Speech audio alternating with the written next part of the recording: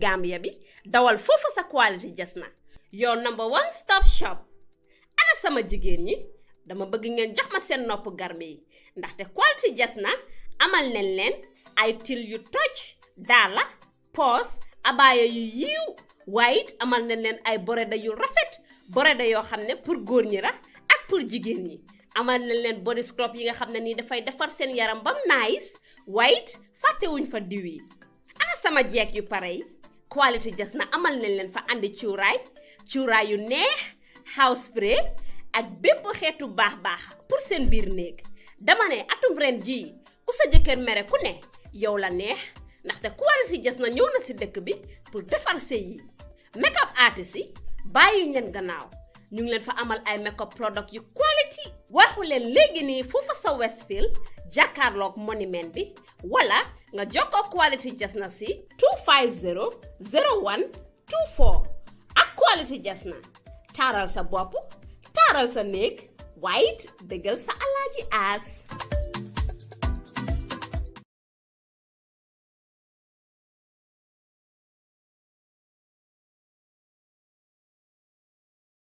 to respond to our call today for yet another, press conference that is done bi-weekly. Today, in our midst, we have the Public Utility Regulation Authority, who are here today with their respective directors to speak to the public about their ongoing programs, the achievement that they have achieved so far, and any other development in the pipeline. To have the opportunity to speak with the media. And if you have any questions, that will come later in the quick Q&A session. So before going further, let me ask the Honorable Minister of Information, Dr. Ismail Sise, to do the introductory remarks. Thank you. Thank you very much, Mr. Chair, and good morning, members of the press. Good morning, the DG of Pura and his entire team. We appreciate you coming here today to face Gambians and answer pertinent questions. I know there are some issues around. Gambians are eager to hear from you, particularly members of the press, with regards to a recent press release that was going around. So I think they'll need clarification. But before I start, I'd like to first of all give an update since our last press conference from the Gambia government. The first update, the Gambia in solidarity with ICJ, which is the International Court of Justice, their opinion on Israel's occupation of Palestine territory. The Gambia welcomes the advisory opinion of the International Court of Justice, the ICJ, declaring Israel's occupation of the Palestinian territory illegal under international law. As the current chair of the OIC, His Excellency the President endorsed the Gambia's participation in the advisory opinion proceedings. This involved a written submission and an oral presentation by Gambian Justice Minister, Honorable Dauda Jallow, during the court's hearing earlier this year. The ICJ accepted the Gambia's arguments that Israel's occupation is illegal as it violates Palestine's right to self-determination, and it constitutes a regime of apartheid and breaches international law governing the use of force. The court also ruled that Israel's legislation and measures create and maintain a near complete separation of the West Bank and East Jerusalem between settler and Palestinian communities, violating Article 3 of the Convention on the Elimination of Racial Discrimination, the CERD. The Republic of the Gambia welcomes this historic ruling and calls on Israel, all states, and the United Nations to abide by its findings and conclusions. The message ends. The next update. The Gambia government bans cross-border sale of subsidized fertilizer. The Gambia government has learned that its heavily subsidized fertilizer intended solely for Gambian farmers is being sold across the border. To address this, the government instructs all local government authorities, the Gambia Police Force, and sister security institutions and agencies to arrest and confiscate fertilizer en route to destinations beyond our borders. The public is urged to cooperate fully and report any fertilizer smuggling attempts nationwide. The next update. President Barrow signs executive order suspending non-statutory overseas travels. Now, let me remind the members of the press and the public that this is not a new order. This is a reminder that the order to ban non-statutory travels is still in place since last year, and this is just a reminder, so it's nothing new. In an effort to curb government expenditure, President Barrow, acting under Section 76, subsection 1 of the 1997 Constitution, has signed an executive order immediately suspending all non-statutory overseas travels by the President, Vice President, Cabinet Ministers, senior government officials, civil servants, and employees across all government institutions and agencies. Exemptions to this order include travel to statutory meetings, where the Gambia's participation is mandatory, and foreign trips fully funded by external sources, subject to prior approval by the President or for an authorized official. Delegates are required to submit back-to-office reports to the Cabinet upon their return. Once again, this is not a new ban. As an existing ban, it's just a reminder that it is still in force. The Ministry of Lands, Regional Government and Religious Affairs also issued a press release, a formal directive to all alkalolus and sefolu to immediately cease levying fees on land transactions. While traditionally it has been common to offer gifts to alkalolus and chiefs as a token of appreciation, charging fees for land transactions has no legal basis and therefore it is unlawful. The minister emphasizes that unauthorized charges for land transactions violate principles of fairness and transparency and will not be tolerated. The ministry remains committed to upholding the rule of law, ensuring equitable access to land resources, and promoting good governance and land administration. That was the last update. I'm pleased also to inform you that we have the Ministry of Justice here present today to also update Gambians. I wasn't sure whether they were coming or not because I didn't get the final word, but I just saw the Solicitor General and his team coming in about the state of the current constitution, the draft constitution, but also update Gambians about the strides made so far in implementing the TRRC recommendations. I think Gambians will be very eager to hear from the SC and his team, or from the Minister of Justice, about the state of the draft constitution, but also update Gambians about the implementation so far of the TRRC recommendations. Without much ado, I'd like to start with Pura. I'll invite the DG of Pura. I'll give you 15 to 20 minutes to tell Gambians exactly what your institution, what the authority has been doing, but also any other information you have for the authority, and then we'll have Q&A, then we'll have the Ministry of Justice. Also present here today is Mr. Sankano. He's supposed to chair this event, but I think he came a bit late, so the DPS did that job for you, but you can take over from now. Now we have Pura coming in. You can come and say a few words, and then officially invite Pura, because that is the role of the chairperson. Thank you.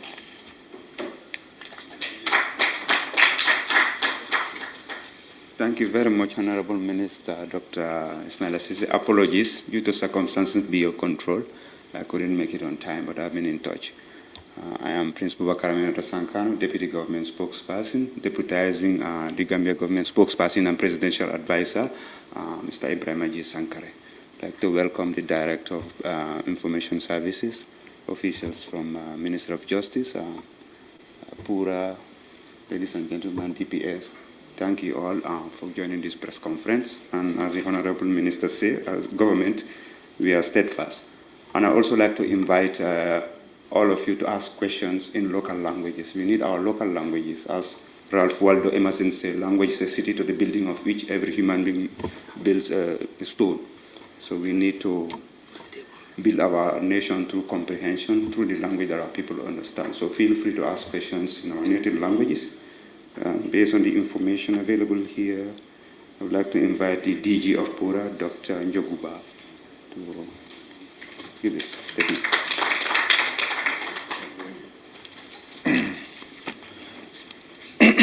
Thank you very much, Mr. Chair, Mr. Sankano, and DPS.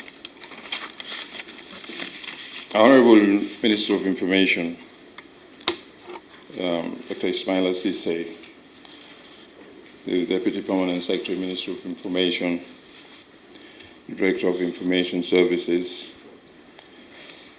the Solicitor General and the Legal Secretary at the Ministry of Justice and team, senior management of Pura, the media fraternity,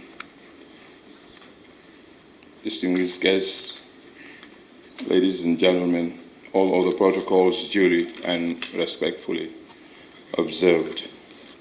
Good morning to you all. On behalf of the board, management and staff of Pura, I would like to thank the Honorable Minister and his team for inviting us here today to shed light on some of our key activities as it relates to our functions. I would like to note that Pura, as an entity, has employed similar strategies in engaging with consumers, such as the Consumer Parliament.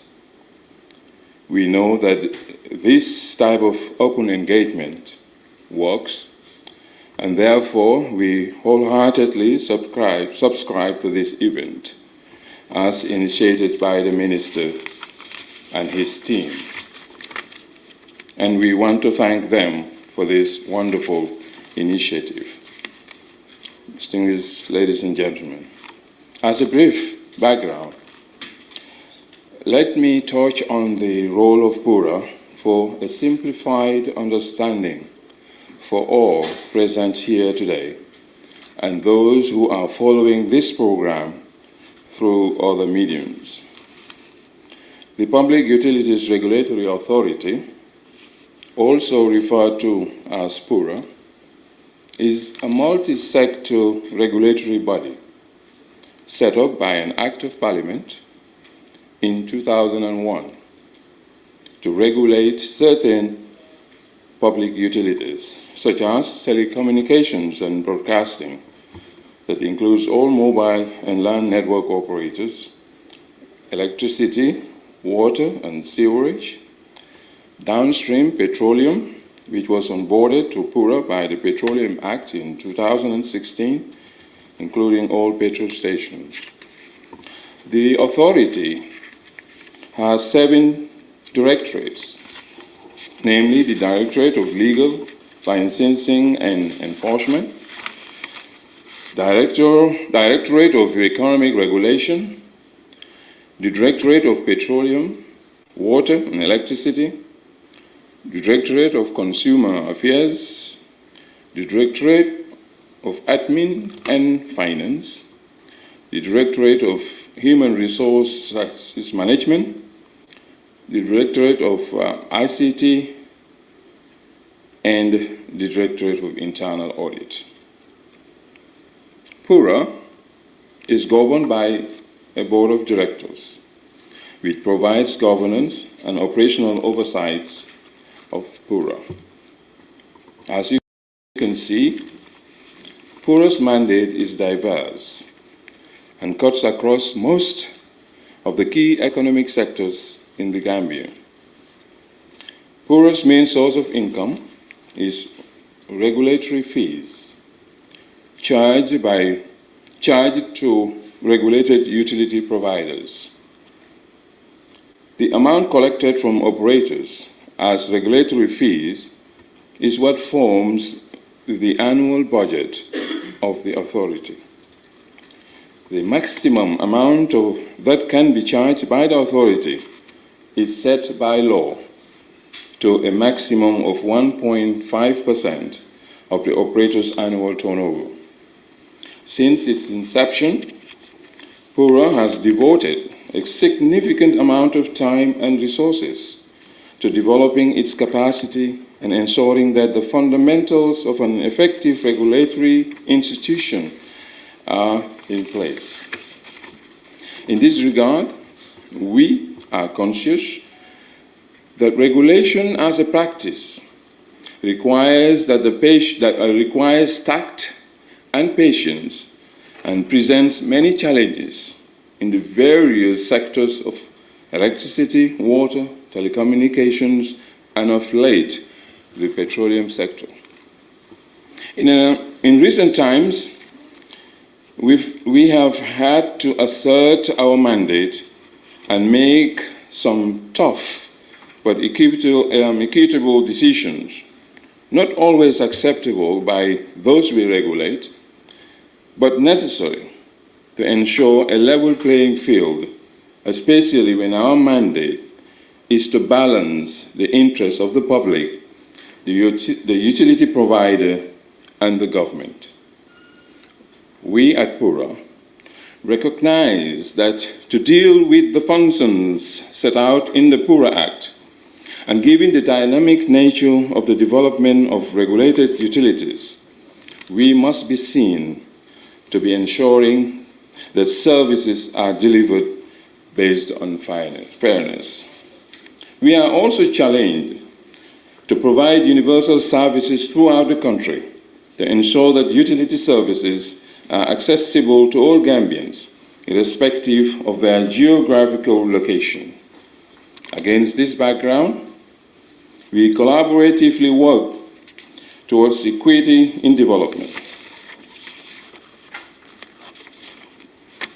Against this background, like I said, we collaboratively work towards equity in development.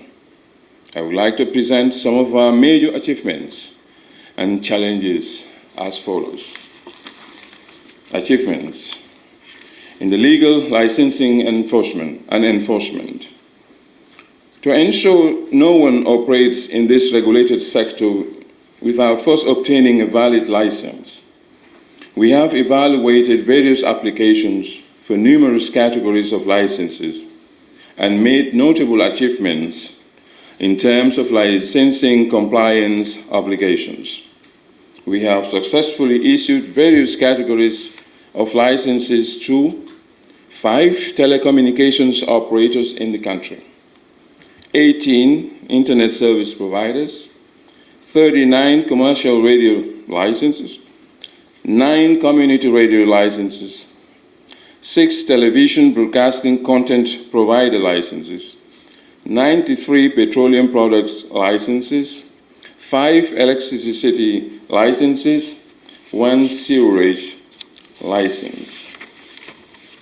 We have also continued to undertake continuous monitoring exercises to ensure those licensed in the regulated sector provide services in accordance with the terms and conditions of their licenses and the governing regulatory framework. Additionally, we continue to monitor with a view to ensure that no one provides a regulated service without first obtaining a valid license, and that those found in violation are adequately dealt with in accordance with the law's provisions. In 2024 alone, we have undertaken 4 enforcement actions in the telecommunications sector, 1 in the water sector, 4 in petroleum, and most recently 33 in the broadcasting sector. These actions are all geared purely towards ensuring compliance with the regulatory regime. Then development of infrastructure sharing regulations is at an advanced stage, expected to support the optimal and sanitized utilization of infrastructure development in the communications sector. We are still on our achievements. We are also supporting the development of serious regulations and quality of service in electricity regulations to support the effective dispensation regulatory mandate in these areas. We are also on the verge of finalizing the first water and sewerage regulations, which is expected to set the minimum reporting requirements for the production, transportation, distribution, and sale of water in the Gambia, as well as the sewerage systems. This will go a long way to enable the authority to dispense its role in water and sewerage system regulations. Despite the notable gains made, you can see Pura's mandate is diverse and cuts across most of the key economic sectors in the Gambia.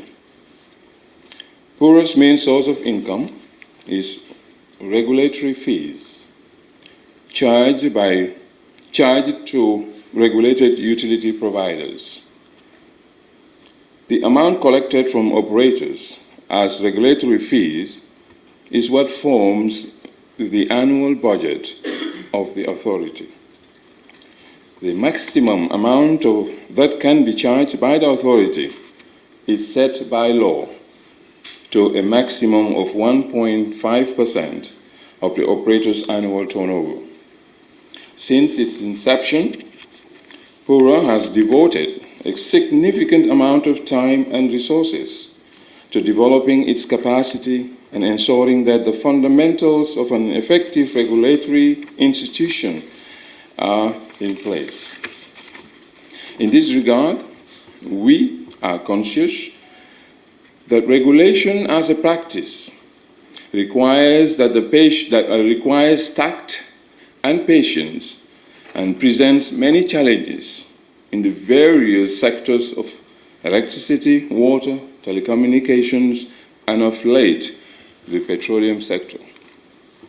In recent times, we have had to assert our mandate and make some tough but equitable decisions, not always acceptable by those we regulate, but necessary to ensure a level playing field, especially when our mandate is to balance the interests of the public, the utility provider, and the government.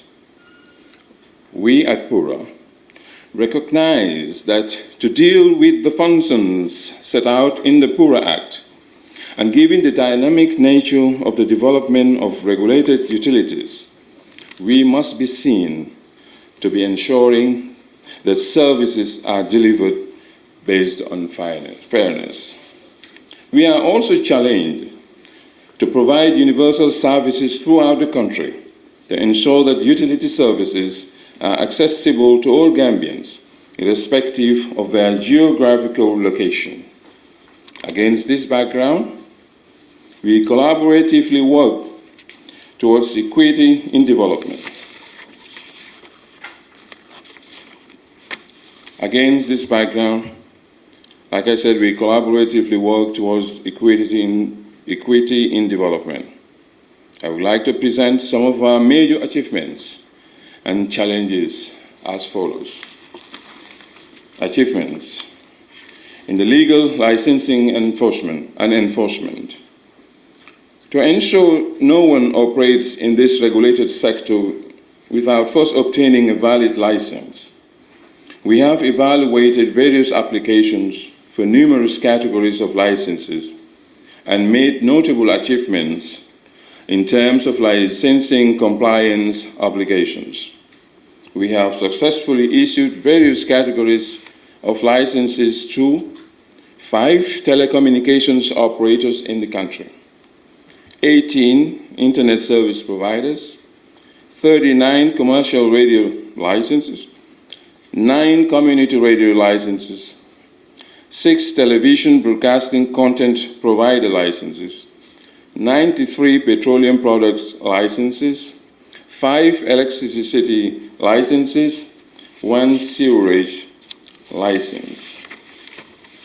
We have also continued to undertake continuous monitoring exercises to ensure those licensed in the regulated sector provide services in accordance with the terms and conditions of their licenses and the governing regulatory framework. Additionally, we continue to monitor with a view to ensure that no one provides a regulated service without first obtaining a valid license and that those found in violation are adequately dealt with in accordance with the law's provisions. In 2024 alone, we have undertaken 4 enforcement actions in the telecommunications sector, 1 in the water sector, 4 in petroleum, and most recently 33 in the broadcasting sector. These actions are all geared purely towards ensuring compliance with the regulatory regime. Then development of infrastructure sharing regulations is at an advanced stage, expected to support the optimal and sanitized utilization of infrastructure development in the communications sector. We are still on our achievements. We are also supporting the development of serious regulations and quality of service in electricity regulations to support the effective dispensation regulatory mandate in these areas. We are also on the verge of finalizing the first water and sewerage regulations, which is expected to set the minimum reporting requirements for the production, transportation, distribution, and sale of water in the Gambia, as well as the sewerage systems. This will go a long way to enable the authority to dispense its role in technically compliant. Capacity building workshops on technical and legal issues are periodically organized to refresh and arm the broadcasting staff on their roles and obligations as part of our supportive regulation. Based on consumer expectations of safety, the authority has procured electromagnetic field EMF monitoring equipment to monitor radiation transmitted by telecoms antennas due to concerns raised by the public on installed antennas in their vicinity. In the same vein, to minimize frequency interference and optimize the usage of the scarce spectrum resource, a spectrum analyzer was procured a few years ago, and we expect to get a more advanced mobile spectrum monitoring van by end of this year to enhance our work in terms of spectrum monitoring. Pura staff are currently manning GM CERT. GM CERT looks out for cybersecurity threats into the country and advise the respective institutions according to the alerts we receive, remedial actions and recommendations that need to be noted for the recurrence of such attacks. The authority, as expected, monitors all international incoming and outgoing traffic and generates monthly invoices for the operators for government to receive the right revenue in tax for that traffic. There is a quality of service QoS monitoring equipment in-house that constantly monitor the GSM operators' networks using identified key performance indicators, KPIs. We have also procured broadcasting monitoring equipment to record 24/7 all transmissions of both radio and television content, which can be used as evidence in case of disputes tomorrow. Consumer web portal to empower the consumer to view network coverage signals by operator and technology 24/7 countrywide is in-house also.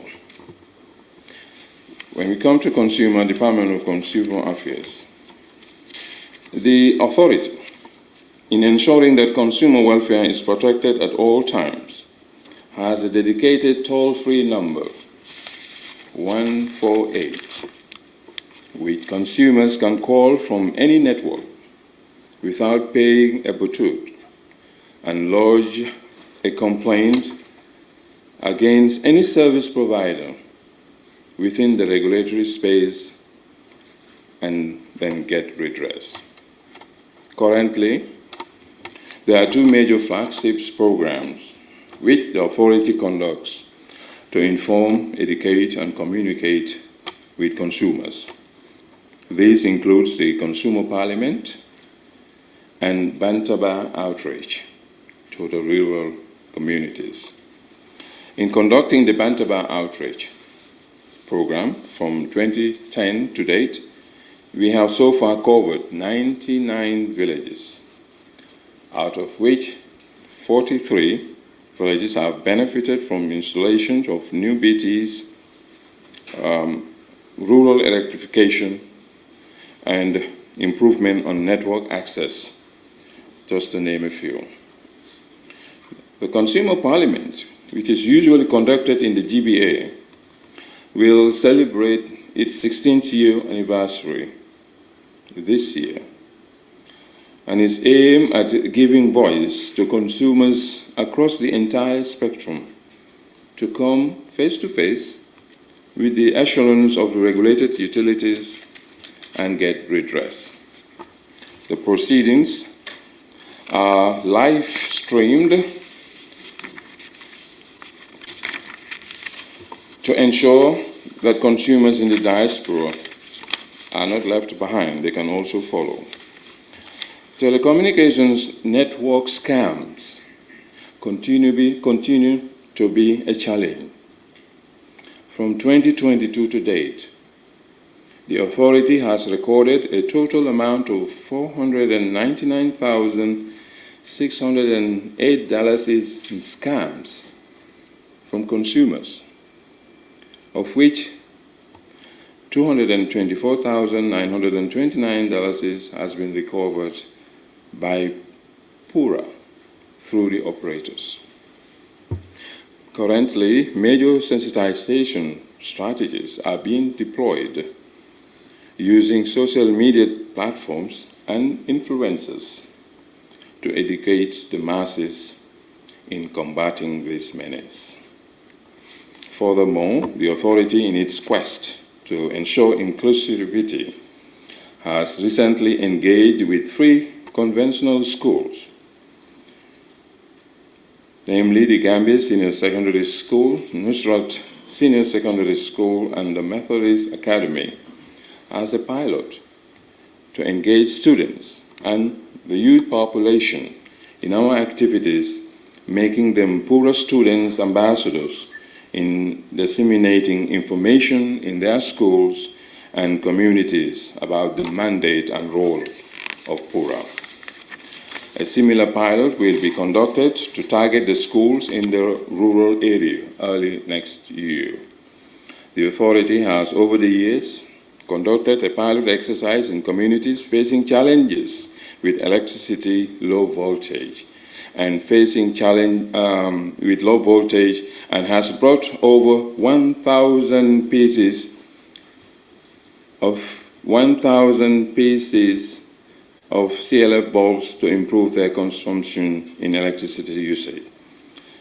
This has yielded dividends for consumers and has provided cost savings in communities like Tobacco Road and Caniving South.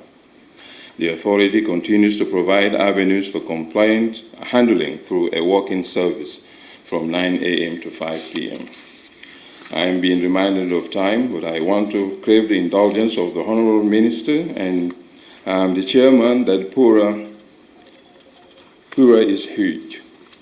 Pura's role is huge.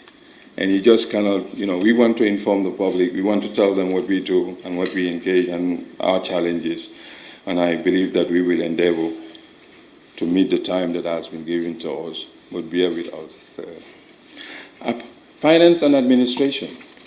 Apart from our expected day-to-day financial prudence, we continue to experience the following challenges. There are difficulties with some GSM operators for the payment of regulatory fees, especially Gamtel and Gamcell and others. And also some private TV stations and radio stations do not regularly pay their regulatory fees on time, despite the reduced and revised amount requested. There's timely submission of their audited financial statements for regulatory functions. We also have difficulties in payments of their gateway invoices, again, especially by GAMTEL and GAMCEL and few others. Continuous professional development that is due to lack of funding.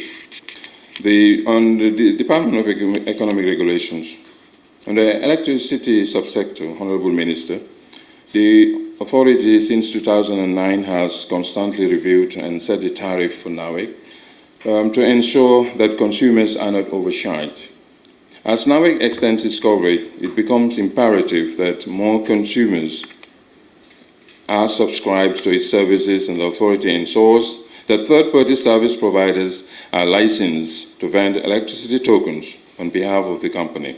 This initiative was approved in a bid to reduce the burden on consumers in getting tokens at odd times and during weekends when NAWEC customer care centers are closed.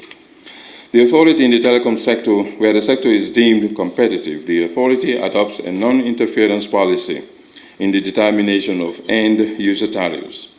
However, when competition fails to address the concerns of the consumers, the law allows the regulator to conduct a market assessment study, and where there is an existence of dominance, certain remedies can be proposed to address the market's failure issues. Mr. Chair, such assessment was done and the result is being studied. The authority is also embarking upon a cost of service study, which will scientifically determine if the services being offered by the telecoms operators are excessive and proffer recommendations. The challenge is getting accurate data and on time from the utilities we regulate is one of the challenges we grapple with. Without these data, it is difficult to properly regulate the sectors we regulate. Another big challenge is minimizing the frequent fiber optic cuts on the sole fiber backbone network managed by GAMTEL. These unfortunate fiber cuts result in serious internet outages in some instances. Challenges also in the legal licensing and enforcement. To ensure no one operates in the regulated sector without first obtaining a valid license, we have evaluated various applications for numerous categories of licenses and made notable achievements in terms of licensing compliance applications. We have successfully issued various categories of license to these, the following, as we have indicated: internet service providers, commercial radios, community radios, and electricity licensing and the sewer. For the Directorate of Human Resources, Pura, as a multi-sector regulatory authority, is manned by professionals who are meant to be experts in their various fields. Although there is need for more professionals to fill the growing and expanding sectors we regulate, the current staff number, which is around 82 active staff, are well trained in their areas of specialization. As a regulator, training is key in our activities so as to keep us at par with the industry. As a result, the authority offers capacity building programs within and outside the country in the form of fully funded master's programs, study tours, short-term professional training, etc. to our staff members. All these training opportunities has, to an extent, helped in providing the authority with the needed manpower to effectively regulate the diverse utility sectors of the country. Notwithstanding, Honorable Minister, inadequate training budget due to our limited source of revenue has also hindered the authority's ability to provide adequate specialized trainings to all the staff who needs them.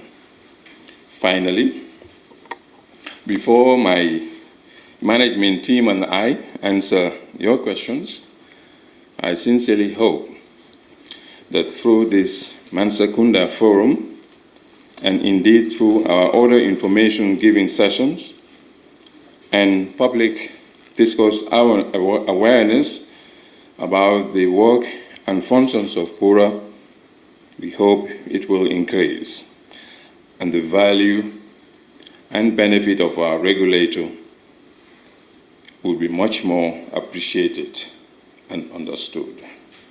On this note, I thank you all for your kind attention and welcome any questions you may have.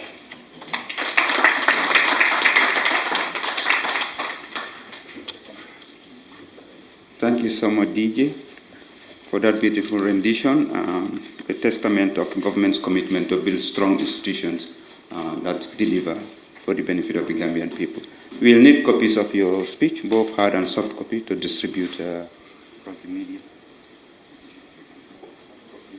Acknowledge members of your formidable team, the DG Solosima, Petroleum Q&A Manager Ismail Aswama, Electricity Manager, apologies in case I get your name wrong, Electricity Manager Ibu Boy, Acting Director of Consumer Affairs, Salima Tusaidi, Director of Legal Licensing and Enforcement, Ima Mendy, Director of Finance and Admin, Paul Mendy, Director of Economic Regulations, Burama Jamme, Director of ICT, Rodney Reyna.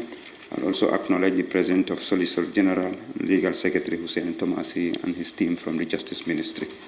Honorable Minister, ladies and gentlemen, I'd like to open the floor for a few questions.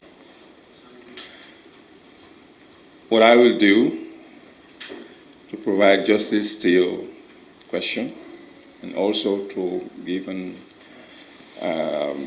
enlightened information on the situation, I will call the Director of Legal and Licensing to give us the proper update that you are looking for. Everyone,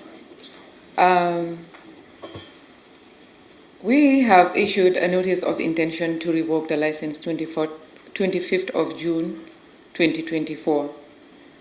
Yes, we have received a lot of applications within this time period and a lot of representation from the companies and persons that were served with these notices.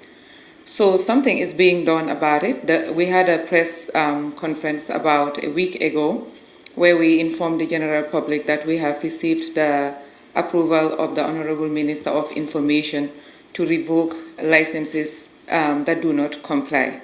So right now what we are doing, there is an interministerial and stakeholder committee that has been established. We are going through all the applications that have been received and the representation made, and hopefully by the end of this week a decision will be made on the licenses that will be revoked and you will be informed in due course. But something is being done about it. We received a lot of applications, over 33 applications. And we have the same people that are doing all that review and also entertain all the representation that is made. So hopefully by the end of this week, you will hear something from us. Thank you very much. The Honorable Minister has made reference to the draft constitution. It's my pleasure to inform the honorable members of the press that Cabinet has recently concluded its deliberation on the draft constitution. The report is now to be compiled by the Ministry of Justice with a view to gazetting the draft constitution. As you would know, we would require a period of about 3 months and subsequently another 10 days to complete the gazetting cycle for the draft constitution. So hopefully all indications are that we could have the draft constitution before the National Assembly in the last quarter of this year. So probably by December, we will have the National Assembly deliberating on the draft constitution. You will all recall that this is a promise that the government has made, that it would bring back the constitution. And it has accordingly done so, and the process is now on. So we will have the draft constitution before the National Assembly. Having said that, I know one matter that is of concern. Madam Yang, you should be by my side here. One matter that has been of concern has been the special tribunal which the Gambia seeks to establish in collaboration with the Economic Community of West African States.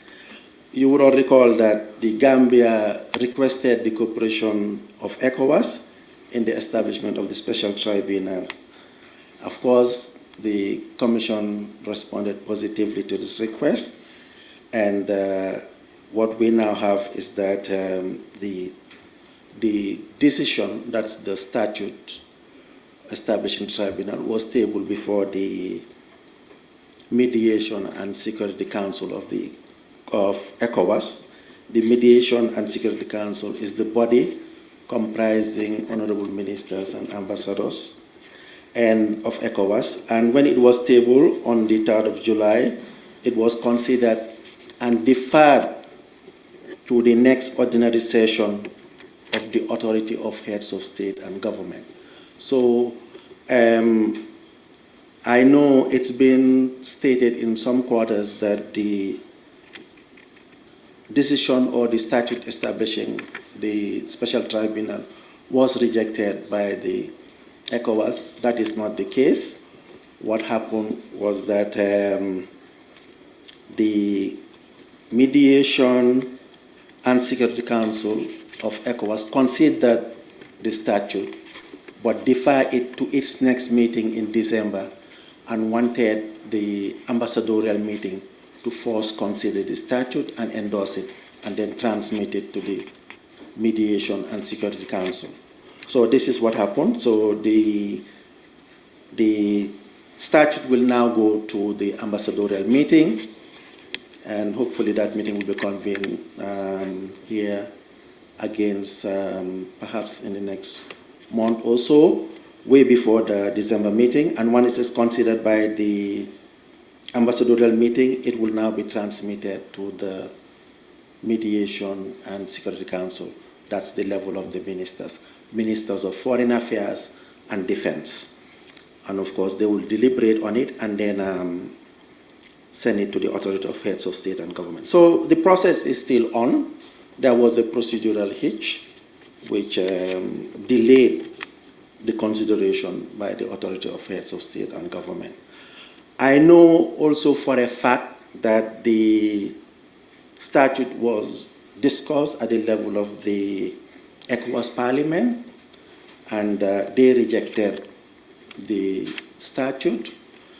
But I just need to state that in as much as it's desirable to have the Parliament endorse the statute, we believe that the Parliament was not adequately briefed on the statute. There was some lack of understanding with regards to its full content and scope. Nevertheless, we would be embarking on a campaign to discuss with the parliamentarians so that they could be adequately briefed on the statute. But let me also hasten to state that the decision by the ECOWAS Parliament is considered non-binding. It's purely advisory, and the final decision on the establishment rests solely with the Authority of Heads of State and Government. It is not a decision, it is not for the ECOWAS Parliament to take a decision. Their role is merely advisory. But of course, it is imperative that they are also carried along so that there could be a broader consensus on the establishment of the special tribunal. So that is where we are, and it has dawned on us that we just need to do more. The experts have done their work. The experts committee of the ECOWAS has already endorsed the statute. The statute has also been endorsed by the justice ministers of ECOWAS, and now it's for us to work on the political process to see how we can dialogue and carry out further consultations with member states and have the statute approved. But I mean, you would all recall what was done in the case of Hissène Habré, where the Senegalese government requested support from the African Union and got the African Union to help in the establishment of the extraordinary chambers, which finally tried Hissène Habré in Senegal, because you cannot carry out these trials using your local jurisdiction and your local courts. It is in that same spirit that we took the decision to work with ECOWAS.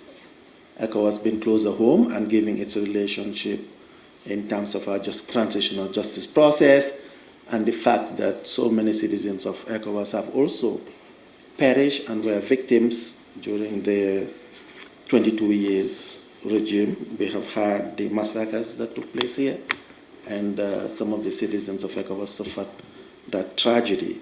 And we felt we could work with ECOWAS, and ECOWAS has agreed to work with us so that we could establish this special tribunal, internationalize it, and endow it with jurisdiction to try the crimes that took place here. Having said that, I think another aspect of the transitional justice process that I want to bring to your attention relates to the Victims Reparations Act that was passed by the National Assembly in November 2023. We are working on the actualization of the Act. As you all know, the purpose of the Act is to ensure that victims are adequately compensated, notwithstanding that the TRRC had some compensation mechanism and actually did administer some reparations for victims. Government has thought it fit to pass this Act and ensure that all victims are actually considered and given adequate reparations. So that process is on, and the selection of the commissioners is almost completed. So very soon we would have a functioning commission administering reparations for victims. I think I would, at this stage, let my colleague, Madam Safinyan, perhaps talk about the medical board, the peace and reconciliation aspect, and maybe enforce disappearance. With your kind permission, Honorable Minister. Thank you very much. Thank you. Thank you.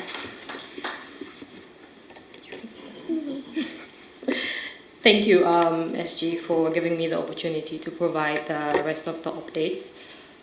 So you would recall that during the TRRC, there was a medical board that was put in place to cater to the needs of victims that needed urgent medical attention. But after the TRRC concluded its sittings, that board was dissolved. And whilst we were putting in place the Reparations Act, we realized that there was a need for the medical support to continue. So the Ministry of Justice reached out to the Ministry of Health, and the medical board was reconstituted. And last month, the Ministry of Finance contributed $8 million towards the work of that board.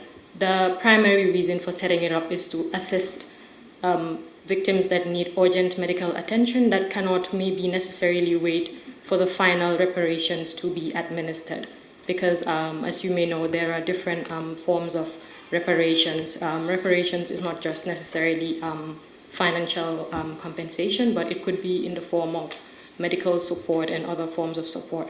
So that is what the government is trying to achieve with the establishment of the medical board. And it's also important to highlight the fact that since January 2024, the Ministry of Justice has established a dedicated unit that is working entirely on focusing solely on transitional justice. And we call it the post-TRRC unit. So that is the unit that is responsible for coordinating the recommendations of the TRRC, which were approximately about 263 recommendations that are cross-cutting on different aspects, from justice and accountability, which the SG spoke about earlier. We have matters relating to reparations, matters relating to peace and reconciliation, and other aspects of transitional justice. So the post-TRRC has mechanisms that it has in place to coordinate the reparations, the implementation of the recommendations. Because if you have 263 recommendations across approximately about 61 different agencies that have roles to play, if you've had the chance to read the implementation plan, which was launched by the President in this very building in May 2023, you'd realize that we have different institutions, not just necessarily the Ministry of Justice. Generally, when we talk about transitional justice, the tendency is to think that it's the Ministry of Justice that has the sole responsibility, but there are so many factors, so many issues at play. So basically all the ministries have a role to play. So that is why we have a National Steering Committee, which had its inaugural meeting in June. So that comprises different permanent sectors, because they all have specific recommendations that targets their institutions. So that is one of the coordinating mechanisms that we have. And we also have another coordinating mechanism, which is the victim town hall, because we believe that there should be that opportunity for the victims to have a direct interface with the Ministry of Justice and with the government officials as well. So far, we have carried out 2 victim town halls. The first one we had was, we had it within the GBA. It was held at the Memory House, and the purpose of that town hall was to inform victims about the services that the medical board provides. So we had the doctors that are sitting on the board. They met with the victims, and the setup of the victim town hall is quite unique, because we don't have, cameras or the press, or it's just basically victims being very honest to government, and government in turn being very honest to the victims, because the idea is to ensure that there's transparency in the entire process. So we've had 2 of such meetings. The first one was in the GBA, and the second meeting was held in Janjanbureh, and this was recently held in the end of June, towards the last week in June. We also have the partnership platform, which we've had 2 meetings so far. The partnership platform is basically between government and partners that are working in the development space in the Gambia. So we know that some of the recommendations, generally TJ programs are quite expensive to run, so you need to have as much support as you can. So we've been working closely with the partners. And the 4th coordinating mechanism is the one where we would be talking with the CSOs and the media to be giving them updates, because if we do not give the media regular updates, there's a likelihood that there would be misinformation, or some misconceptions may be spread. So we're trying as much as possible to ensure that we have frequent updates with the media. And we also have some task force that we've put in place. Like SG mentioned, the massacre that happened here, we had about almost 50-something West African nationals that were enforcibly disappeared. And we also had other Gambians, several people that were missing and their whereabouts are not known. So as part of the TRRC recommendations, there was a recommendation for a task force to be put in place that will look into the whereabouts of some of the victims of enforced disappearance, who, for example, their graves are not known, or who their burial sites, or who their whereabouts are still uncertain. So that task force is in place, and they've met twice, and it's chaired by the Ministry of Justice, and we have other institutions like the police, the army, the SIS, all key stakeholders, including victim organizations, as a part of that task force. And the major role of the task force is to chart a way forward in terms of what can be done to ensure that burial sites are identified. And once you identify the burial sites, what happens next? Because these are very critical issues where people need to know the whereabouts of their loved ones. But it's also very, it's very technical, but you require a lot of funding, because to exhume graveyards, it requires a lot. So they've been trying, they already have their terms of reference, and now they're trying as much as possible to forge partnerships with maybe relevant institutions outside of the Gambia that may have the capacity to assist. And another update I would give is just on archiving, which is basically another task force that we have established to look into what will be done with the materials that emanated from the TRRC.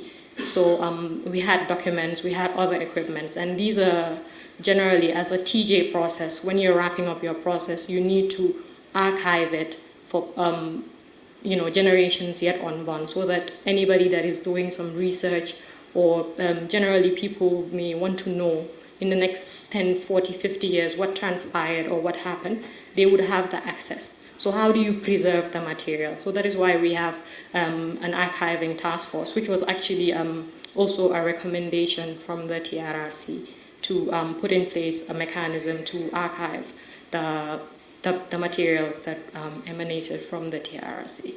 So That's fine. We can stop here. okay, just We can take questions. yeah, thank you. We'll leave it at that and take questions. Thank you very much. Doctor, thank you so much. I think at this stage we could be open to questions or any comments on the updates we have provided. Thank you. TV. My question is with regards to the draft constitution. Because I want to know which constitution are you bringing? Because there was a prior consultation where there were arguments that if the constitution is tampered, it might still be thrown out of the parliament. So my question is whether there are adjustments to the draft constitution that you intend to bring before the National Assembly. Thank you. Very much. Yes, you will recall there is only one draft constitution, and this is the one that was the subject matter of an act of parliament, the one that established the act of parliament established the Constitution Review Commission, which did its work for a 3-year period, carried out extensive deliberations, and came out with a draft. It is the same draft that Cabinet considered, and it is the draft that will be taken to the National Assembly for consideration. Whether there are adjustments to it, I believe that's the prerogative of Cabinet. That's for Cabinet to decide. But it's the same draft that has been considered, the draft that was submitted by the Constitution Review Commission. Thank you. Public, the radio program last week, and someone called in to ask a question concerning the TRRC recommendations. And the question is, the TRRC white paper identified and recommended people who are adversely mentioned they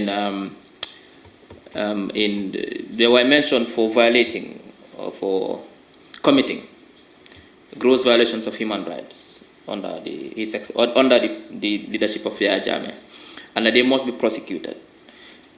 What concrete steps have been taken by the government so far to prosecute these individuals, and when do we see prosecution to take place?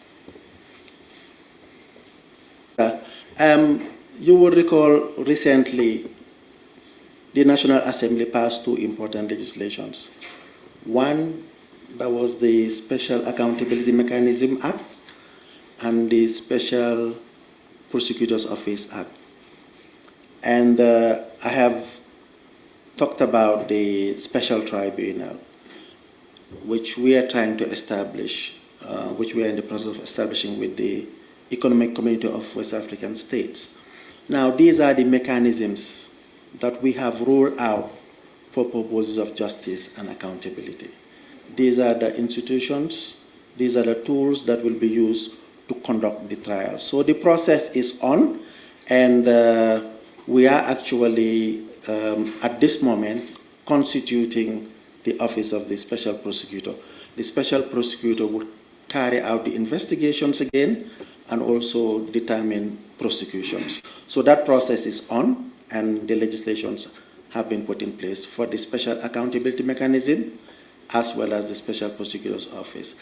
Now, the Special Tribunal, you will recall that some of the crimes that took place here, such as identified by the TRRC, such as torture, enforced disappearance, and widespread sexual and gender-based violence. These are crimes against humanity. These are not crimes that we can ordinarily try under our courts. That's why we are resorting to the establishment of a special tribunal that would have the mandate, authority, and jurisdiction to try this crime. So the process is on, and government is fully committed towards this process, and that is why we went before the ECOWAS institutions to establish this special tribunal. So we would very soon see these institutions put in place. It's important that we recognize that it takes time and we need resources to establish these institutions. I think what is important is the commitment by the government to have these mechanisms in place, and that process is on. Thank you.